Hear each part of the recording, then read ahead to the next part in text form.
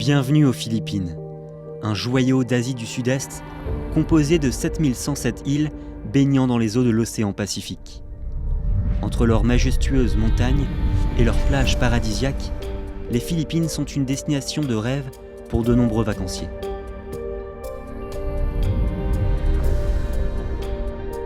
Cet archipel est également marqué par une triste réputation due à ses nombreuses catastrophes naturelles, telles que les typhons, les inondations, les tremblements de terre, ainsi que par des conflits et des tensions politiques. Tout cela a entraîné une grande précarité au sein de la population. Selon les statistiques officielles du gouvernement, plus de 26 millions de Philippins vivent en dessous du seuil national de pauvreté, dont 12 millions sont plongés dans une extrême pauvreté, incapables de subvenir à leurs besoins alimentaires.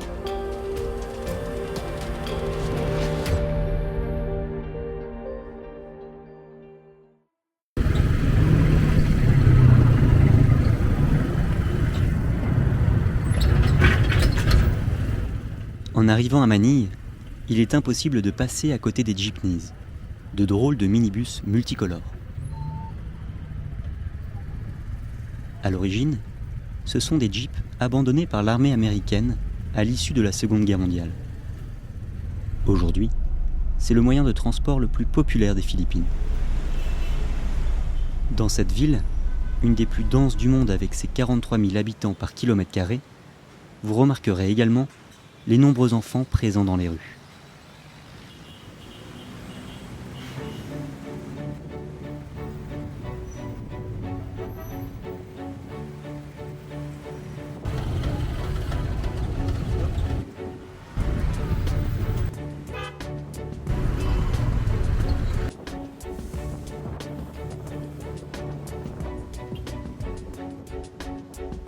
Il est difficile d'estimer de manière précise leur nombre. Certaines associations avancent un chiffre de 250 000, d'autres près d'1 million. Pour comprendre les réalités auxquelles sont confrontés certains de ces enfants, 3 d'entre eux, Andrea, Darrell et Roxane, ont accepté de nous ouvrir un court instant les portes de leur quotidien.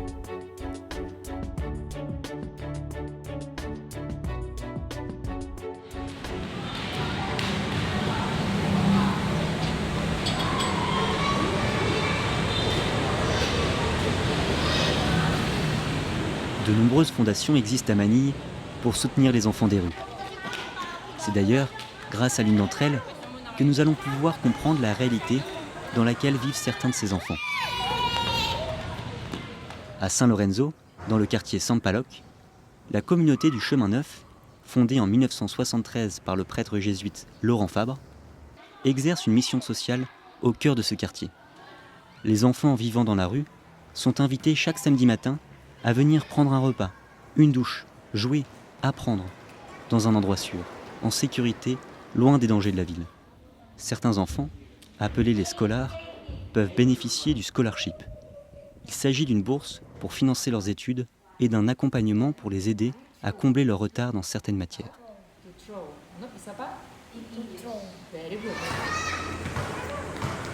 Most of the time, it is the parents who really ask their kids to come here. The kids, they really find it hard to come here by themselves. Before, at first, that's the case. But as we go on with the project, they really find the attending here in Sando to be interesting for them. So what we do is we think of a way for the kids not to be dropped in school. So we give food every day so that kids can bring packed lunch at their school. So they won't even need money to be able to go to school.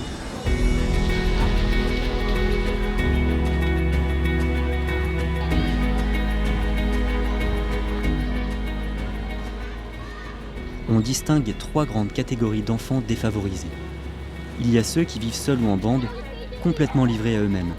Ils ont été abandonnés ou bien ont dû fuir les violences au sein de leur foyer. Puis, il y a les enfants qui vivent dans la rue, mais avec leur famille. Et enfin, la 3e catégorie, Celle sur laquelle nous allons nous pencher, ce sont les enfants qui ont gardé un lien avec leur famille, mais qui passent une grande partie de leur temps dans la rue.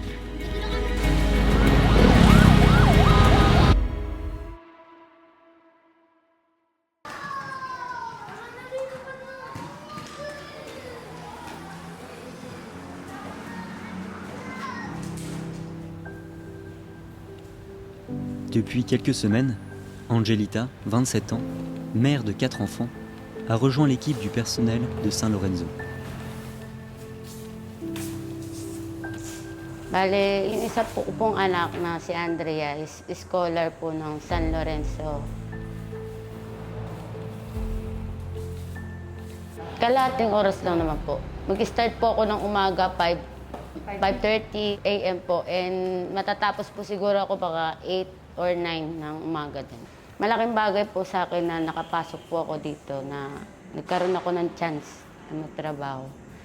Ngayon, masaya naman po ako kasi kaya ko naman po lahat ng trabaho dito na hindi naman po ako masyadong nahihirapan. Nagagampanan ko pa rin po yung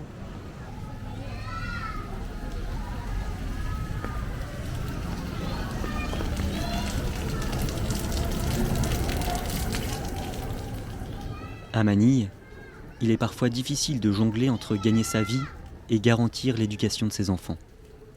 Il n'y a pas d'argent pour engager une nourrice et assurer la garde des plus petits.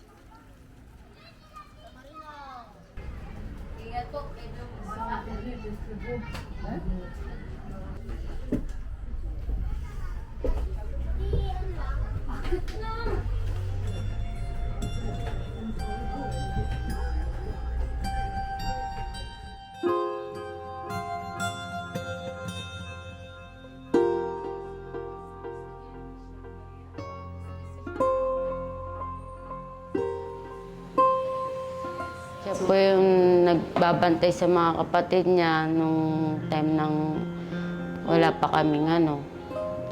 Hindi ko po kasi ako pwedeng umistay lang sa bahay na walang income.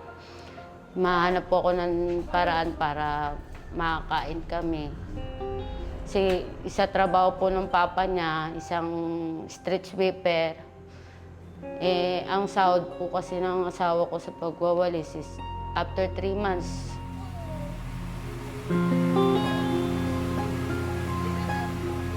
Ang masamang memorya na meron ako na ayaw kong mangyari na palayasin ulit kami sa bahay namin. Dati po kaming nakatira sa 357 Oxon. Ngayon po, nung napalayas po kami noon dahil po sa away bata lang po ng apo ng may-ari na inuupahan po namin.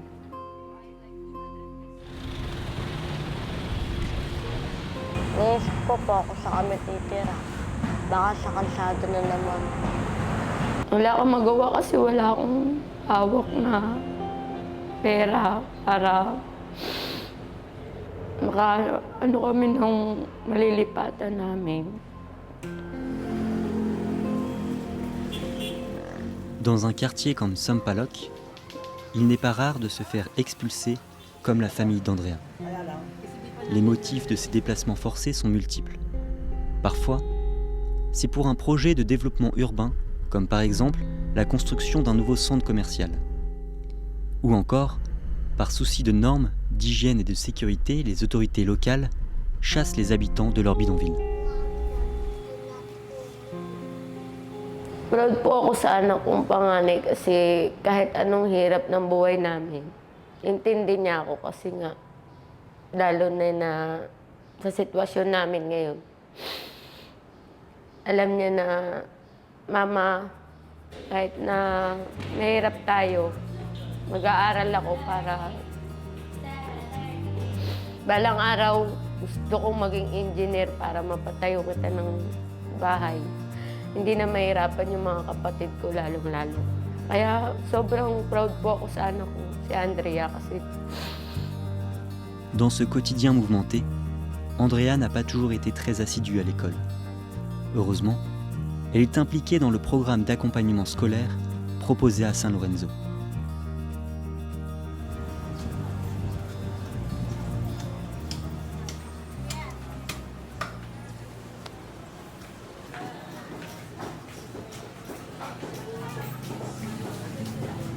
Non loin du marché de Sampaloc, Darrell et ses amis sont sur le point de commencer leur activité favorite.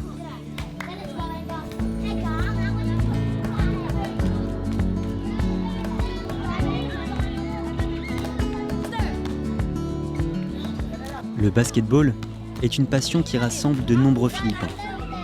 Dans cette ville, chaque ruelle peut devenir un terrain de jeu, un sport populaire accessible à tous.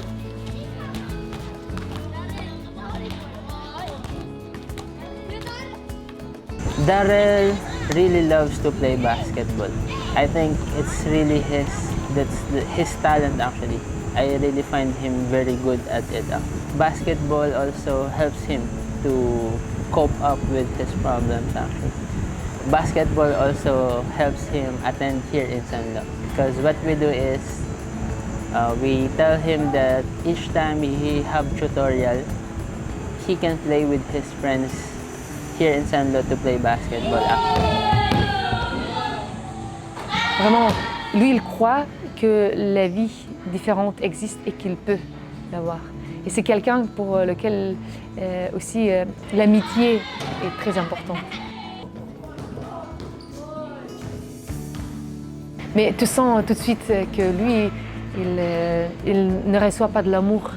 Parce que dès qu'on joue le basket, regarde, je vais faire. Chaque fois, il demande l'attention, il demande un peu quelqu'un qui dise bravo, ce que tu fais, etc. Il a besoin de beaucoup d'encouragement, mais il y croit. Si on peut vraiment aider les enfants, c'est oui avec le scholarship, mais le plus qu'on peut aider, je pense qu'ils croient qu'on les aime vraiment et qu'ils sont importants pour nous.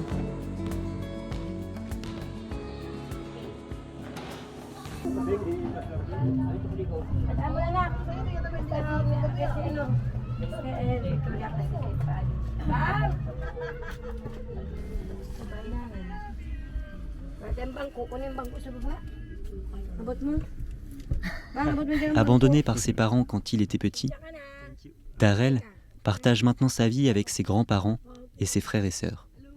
Malheureusement, leur modeste logement ne peut abriter l'ensemble de la famille la nuit. Kasi gusto kong matulog sa motor. Tsaka ayaw ko magpuyat. Pag nagpuyat po ako, inaantok ako sa school, gusto ko pong matulog. Para pag natulog ako, may gana ako sa school. Alam ko pong madaming nangyayari sa kalsada, mga bata. Mga bata, mga solbe, mga sinde, tsaka po mga ibang ginagawa nila. Riot, saksakan, sapangan, bugbugan. Ayaw po ni Lord na makita yung mga ganun na tao. Tahimik lang tayo, huwag tayong mga away. Pag binatukan ng bato, bato yung mga tinapay.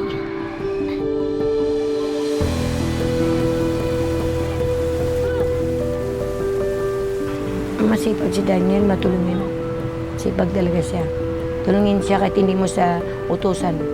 Matulungin siya. Madali siya, pagdali lumambot puso niya. Wala tayong bigas dahil. May tabi kang pera. Nadukutin niya yan. Nadukutin niya yan.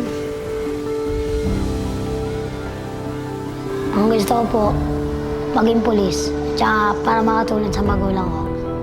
Tsaka gusto ko pong maganda kinabukasan ko. Maayos. Walang ano sa utak, walang yaan, walang inom, alak. Kaya po natin kung mag-aaral po ako na mabuti. Tsaka kailangan ko po makapagtapos ng pag-aaral para matuwa sa akin yung magulang ko.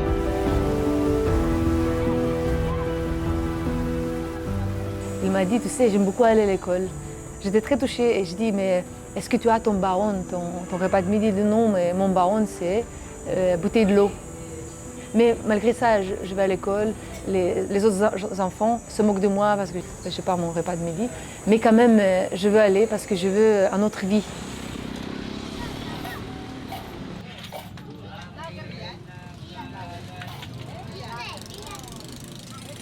Tsaka ang dami pong nanlilimos sa 7-Eleven. Andun po yung kapatid ko, pinapauwi ko, ayaw po umuwi. Tinawag ko si nanay.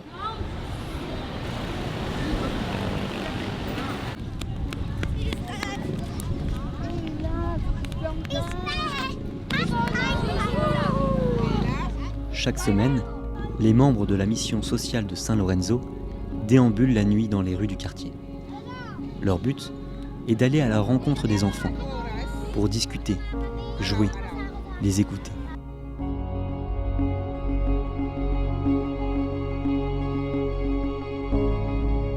C'est aussi l'occasion de les inviter à venir le samedi matin. Certains, comme Roxane, sont d'anciens scolaires. L'équipe échange avec elle afin de comprendre pourquoi elle ne vient plus à San Lorenzo.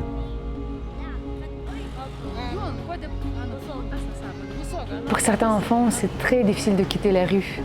On donne scholarship, on propose repas et tout ça, mais quand même ils retournent à la rue. Je ne sais pas la réponse jusqu'au bout, mais je pense quand même c'est leur vie naturelle, entre guillemets, où ils ont grandi et ils se sentent libres.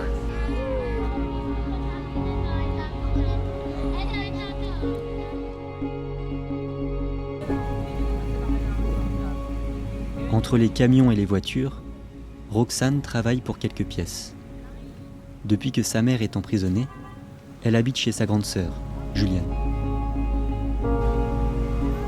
Una po, nagsimula po ako ng 10 years old hanggang 13 years old.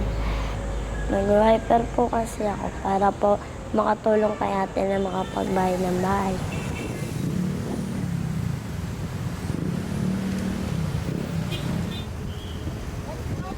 Binibigay ko po kay ate, tapos po yung iba po pinanggagastos ko rin po. Hindi naman po kinukuha ni ate yung pera ko na galing sa pag-wiper. Ako lang po sa nagbibigay sa kanya ng pera para po madagdagan yung ipon niya po sa bahay.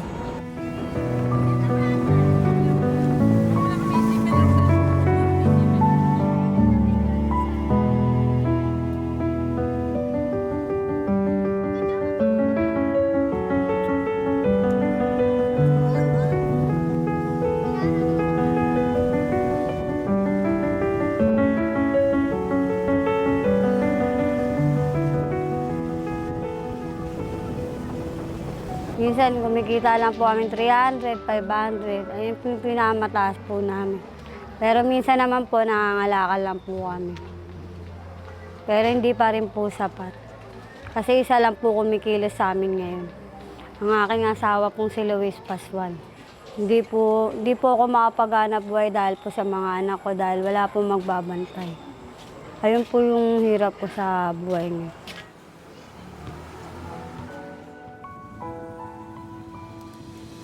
Nagagalit po kasi siya sa akin pag di po ako pumapasok. Ayaw niya po kasi na magaya sa kanya na grade 6 lang daw po natapos.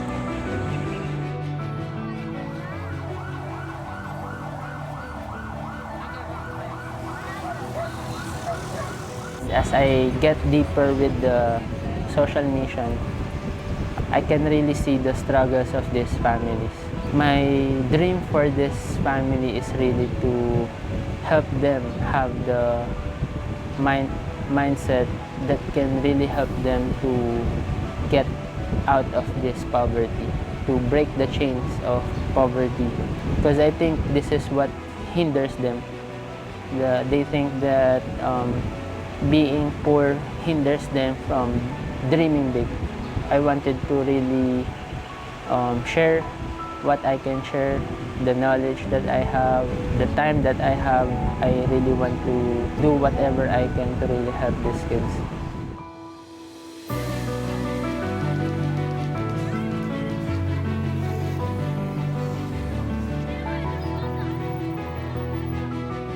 Dès qu'on va arriver, éduquer des enfants, ça va peut-être aider de fermer ce cercle vicieux, parce que récemment aussi, on a parlé avec une des mamans de nos enfants et j'ai posé la question, est-ce que vous croyez que vous pourrez s'en sortir de la rue? Elle dit non, parce que je ne connais pas l'autre vie. J'ai grandi dans la rue, mes parents ont grandi dans la rue, donc c'est déjà des générations et ces enfants qui grandissent dans la rue, et c'est très très difficile. Et sans éducation, je pense que c'est impossible. Éducation qui est vraiment bonne, quoi. c'est très très difficile parce que aussi ils ne croient pas qu'ils sont capables de s'en sortir et de mettre cette espérance dans leur cœur et cette foi que oui, en fait, je peux. Et c'est pour ça que je pose chaque fois et je reprends cette question, c'est quoi ton rêve de vie? Ang pangarap ko po ay engineer.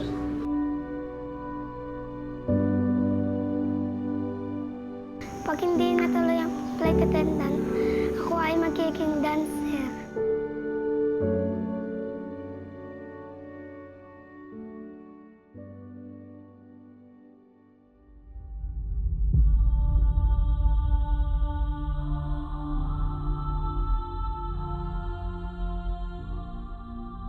Many people in the world are poor not because they have chosen it, but it is imposed on them by unjust systems, attitudes, and persons who take advantage of them.